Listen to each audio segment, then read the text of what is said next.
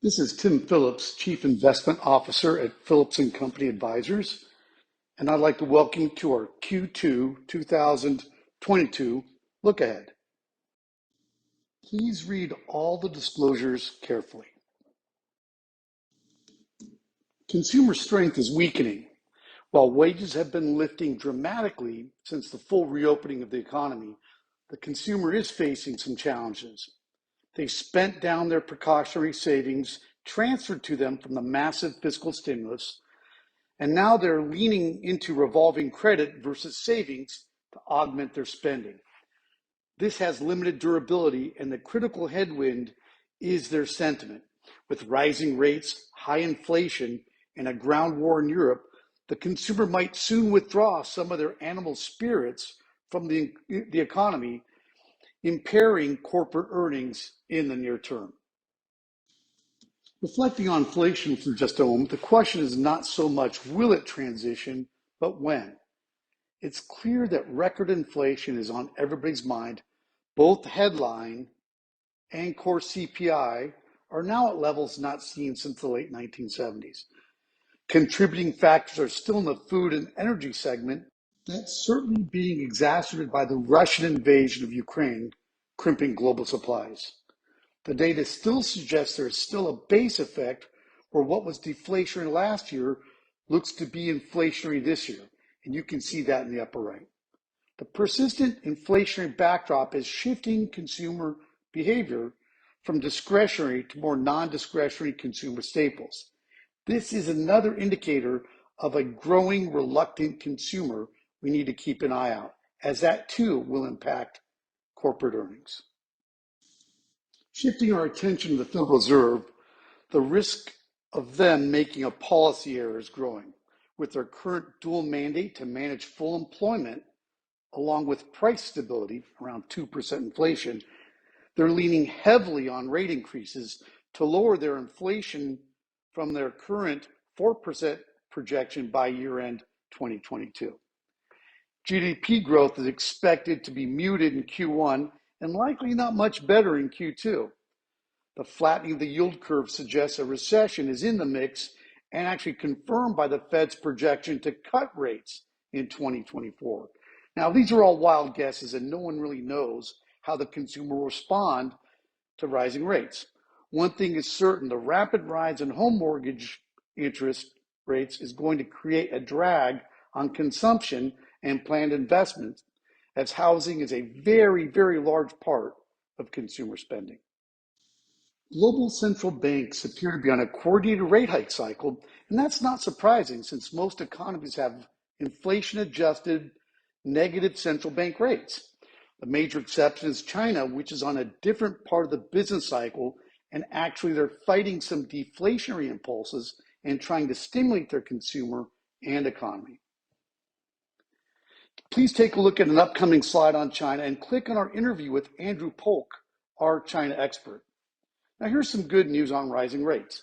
12 months out, the S&P 500 rallies by an average of 10.8%, 100% of the time after the first rate increase. It would appear to me market participants do all their discounting before the cycle begins. And even if we slip into a Fed-induced recession, markets perform well over 1, 3, and 5-year cycles. You just need to be committed to your equity investment strategy. Needless to say, we're in a different phase of the consumption cycle, and that means corporate earnings may be on shaky ground. Full year 2022 earnings are expected to be on 7.5%, with Q2 the low point at 5.8% earnings per share growth. It's important to note revisions have been downward sloping for most sectors, especially the consumer segments. Now, while valuations have adjusted down, we should be prepared for more adjustments if we see more downward revisions. There is one trend buried below the headlines, and that's stock buybacks. They were robust in 2021, and that should provide a boost to earnings per share that could help support equity prices in the midst of a trend change.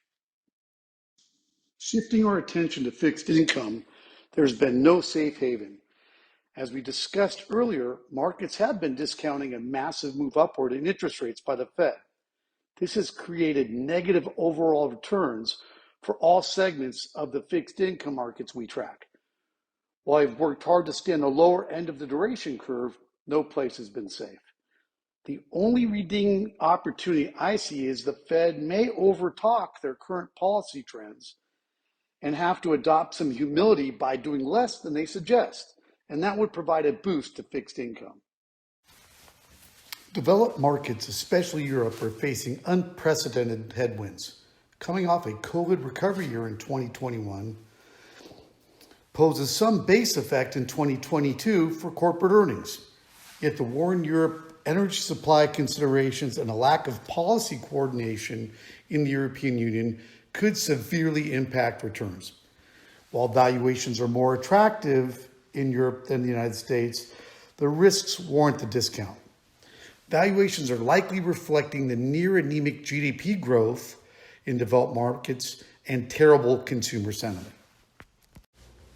Emerging markets continue to offer decent risk-reward characteristics. While full year 2022 earnings per share growth are expected to be around 5.4%, these markets are trading at a 44% discount to the United States. Overall, EM GDP growth is trending towards about 4.4% in 22. However, China is targeting 5.5% GDP growth in 2022. China offers investors a counter-cyclical opportunity as they're trying to stimulate demand while the U.S. is dampening demand. The recent government work report will focus on 5.5% GDP growth targets for 2022. They're going to provide infrastructure support, potential tax cuts, export credits, and export financing. And if you think about Q1 2022 GDP in China coming in at 4%, the government will have to do some serious stimulating to reach their 5.5% target, perhaps lifting the economy as much as 7% in the coming quarters.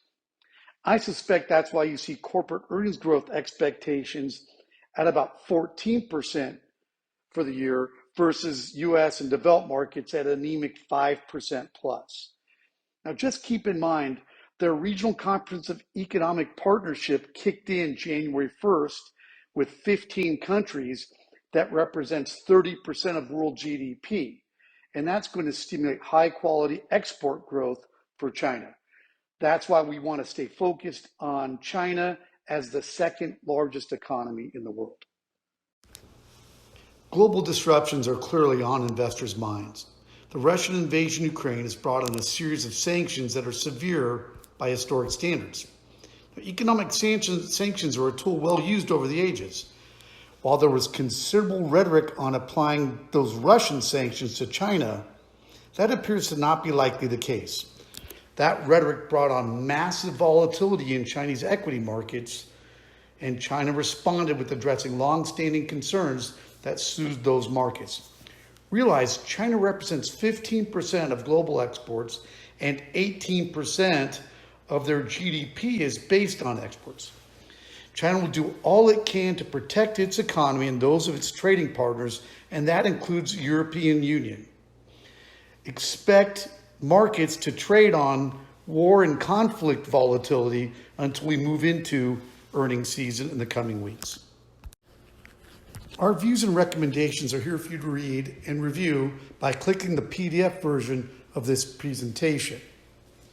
The summary is we expect the Fed to run into headwinds by a consumer that is growing more cautious and corporate earnings that are growing more at a much more modest pace. We could even run into recessionary headwinds in Q2. We believe China still offers the best earnings per share growth, but volatility is going to be par for the course. We expect the market to trade on conflict news until we get to corporate earnings season mid-quarter. Our recommendations are to keep underweight Europe and look to base metals and healthcare for hedges against inflation. And in the case of base metals, that could take advantage of the commodities super cycle that we see coming. I hope you get a chance to review our video with Jeff Curry, the head of Goldman Sachs commodities team, as well as our video with our China macro expert, Andrew Polk from Trivia. With all the geopolitical noise between the United States and China and a global competition, it's important we reset why we invest in China. The themes are pretty clear. One, China represents the largest growing middle class in the world. With the right policy support, they expect to have 72% of their population in the middle class. Kind of call it an olive shaped population to wealth. And that global middle class is representing a much larger and larger share of consumption. With the exception of India, China is going to be a major driver in middle class expenditures. One of the things that's going to fuel that is China's growing middle class, very large share of household savings. As the Chinese consumer gains more and more confidence in themselves, their jobs, and their economy, we expect those savings rates to be spent down in 2022, which should fuel more corporate earnings growth. The fourth major theme is China is underweighted by almost nearly any measure, specifically China A, or their domestic stock market, is 12.4% of the market cap of the world. Yet it only represents 0.6 tenths of a percent in the MSCI AC World Index. We expect continued capital flow and more indexing of the domestic stock market, which should boost those share prices in the years to come. Those are the major themes driving our interest in investing in the China domestic stock market. Our mean reversion dashboard continues to focus our attention on small cap as well as emerging markets, and in particular China as an area to invest. On the sector side, energy and financials and healthcare all present opportunities, and not to mention a special focus on materials. I'd like to thank you for taking the time to view our Q2 2022 look ahead. If you have any questions at all, please click my email link below, and of course, you can always connect with your advisor.